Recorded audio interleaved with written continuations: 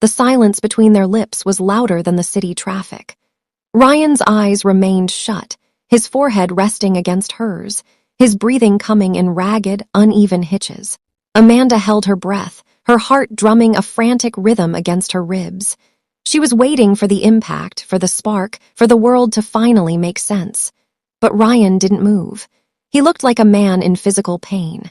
"Ryan," she whispered, her voice barely a thread use.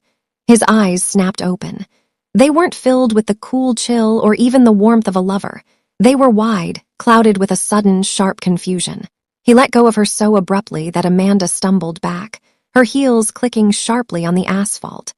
The heat that had been radiating from him vanished, replaced by the old, familiar wall of ice.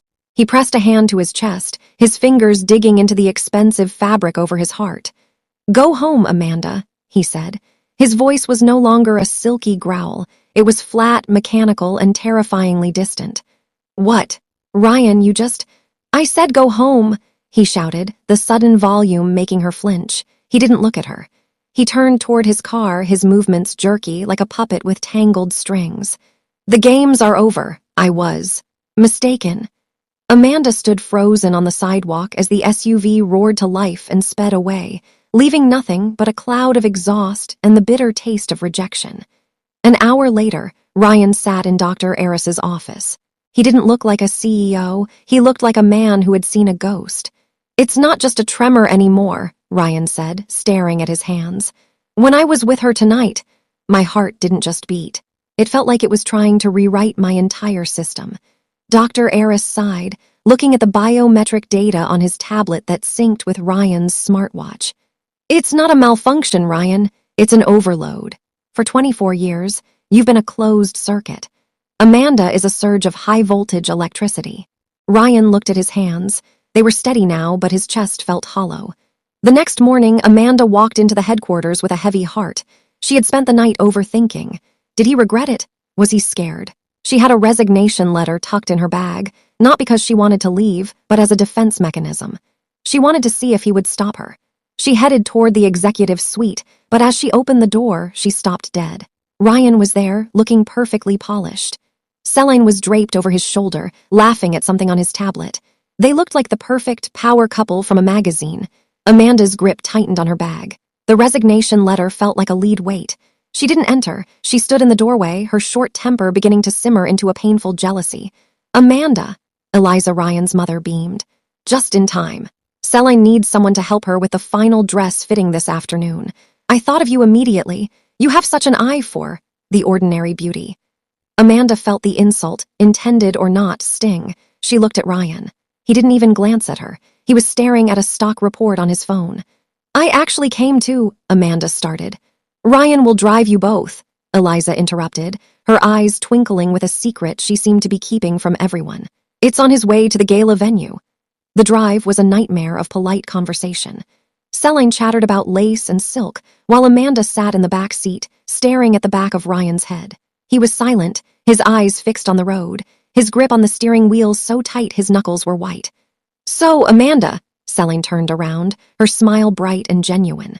"Ryan tells me you're the only person who's ever successfully landed a hit on him.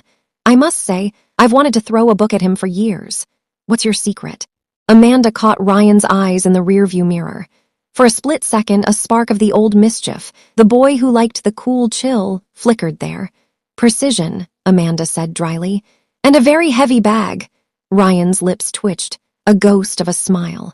They arrived at the boutique, a place so expensive the floors looked like they were made of melted pearls. Celine vanished into the dressing room, leaving Ryan and Amanda alone in the velvet-lined waiting area. The silence returned, heavy and suffocating. The air between them was thick, charged with the electricity of the almost kiss. "I wasn't going to let you hand it in," Ryan said suddenly, his eyes fixed on her handbag. "Hand what in?" Amanda asked, playing dumb. "The letter. I saw you clutching it in the office." He stepped closer, his shadow falling over her. Amanda looked up at him, her defiance melting. "Then why did you stop last night? Why the silence today?" "Because I'm trying to learn how to breathe while looking at you," Ryan admitted, his voice a low, honest vibration. He reached out, his hand hovering near her cheek, a romantic, slow-motion surrender. But before his skin could touch hers, the heavy glass doors of the boutique shattered. Crash! 3 men in tactical gear burst in. These weren't street thugs. They moved with the lethal precision of professional mercenaries. They didn't announce themselves. They didn't ask for money. They opened fire. Immediately, Ryan knew they came for him. "Get down!" Ryan roared. He didn't dive for the floor. Instead, he lunged across the space, his entire body covering Amanda's as they slammed into a rack of heavy velvet gowns. The sound of the gunfire was deafening, the scent of gunpowder filling the air. Ryan gasped, a sharp, choked sound. "Ryan!"